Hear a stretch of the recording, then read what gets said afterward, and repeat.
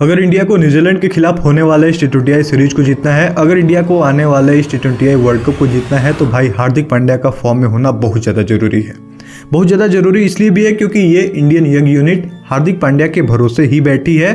कैसे, मैं आपको बताता हूं, लेकिन इससे पहले मैं आपको ये बता देना चाहूंगा कि कैप्टन सूर्य कुमार यादव ने ये चीज़ कंफर्म करी है कि ईशान किशन इस सीरीज में आपको नंबर 3 के स्पॉट पर खेलते हुए नजर आएंगे, जो कि ईशान किशन के नज़रिए से बढ़िया है क्योंकि इस स्पॉट पर नंबर 3 पे अभी तक सूर्य कुमार यादव खेलते हुए आ रहे थे।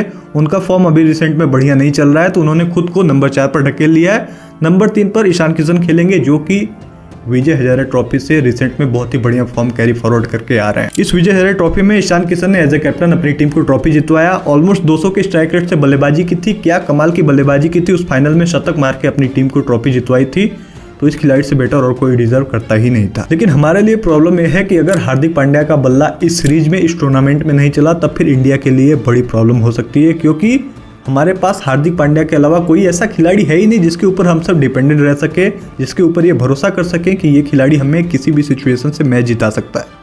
हार्दिक पांड्या ऐसा कर सकता है, इसके अलावा कोई और भी खिलाड़ी हमारे पास है ही नहीं। अभी न्यूजीलैंड के खिलाफ इस लास्ट ओडीआई मैच में हमने ये चीज देखा भी कि विराट कोहली के अलावा इंडिया का जैसे टॉप ऑर्डर फ्लॉप हुआ था, उसके बाद कोई लोअर ऑर्डर में ऐसा खिलाड़ी था ही नहीं जिसके ऊपर हम सब ये भरोसा कर सकते थे कि नहीं यार, ये खिलाड़ी कहीं से भी मैच जिता सकता है।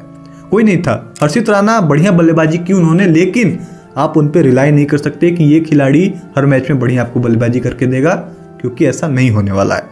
हर्षित राणा ने बेशक बढ़िया बल्लेबाजी की थी, नीतीश कुमार रेड्डी ने भी बढ़िया बल्लेबाजी की थी, लेकिन आप इन सब खिलाड़ियों पे भरोसा नहीं कर सकते जैसा भरोसा हमें हार्दिक पांड्या के ऊपर है। इस विजय हजारे ट्रॉफी में हार्दिक पांड्या का फॉर्म बहुत ही कमाल का रहा है। इससे पहले साउथ अफ्रीका के खिलाफ उस टी20आई सीरीज में भी फॉर्म बहुत ही कमाल का था। 3 इनिंग्स में से 2 इनिंग्स में उन्होंने अर्धशतक मारा था। ऑलमोस्ट 150 से ऊपर का स्ट्राइक रेट रहा है, जो कि इंडिया के लिए एक बहुत ही बढ़िया न्यूज़ है। तो हार्दिक पांड्या के साथ फॉर्म कोई टेंशन की बात है ही नहीं।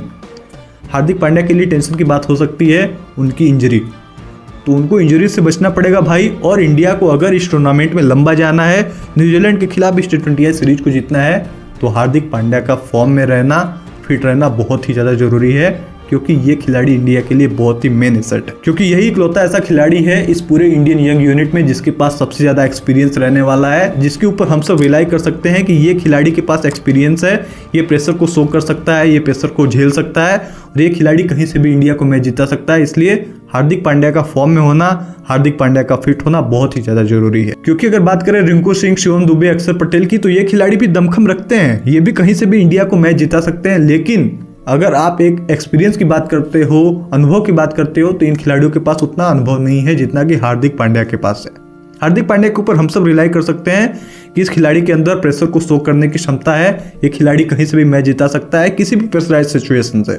लेकिन इनके अलावा किसी के ऊपर हम सोच भी नहीं सकते। इसलिए मैं बोल रहा हूँ कि हार्दिक पांड्या का फॉर्म में होना बहुत ज़्यादा जरूरी है। उससे भी ज़्यादा जरूरी है हार्दिक पांड्या का फिट रहना।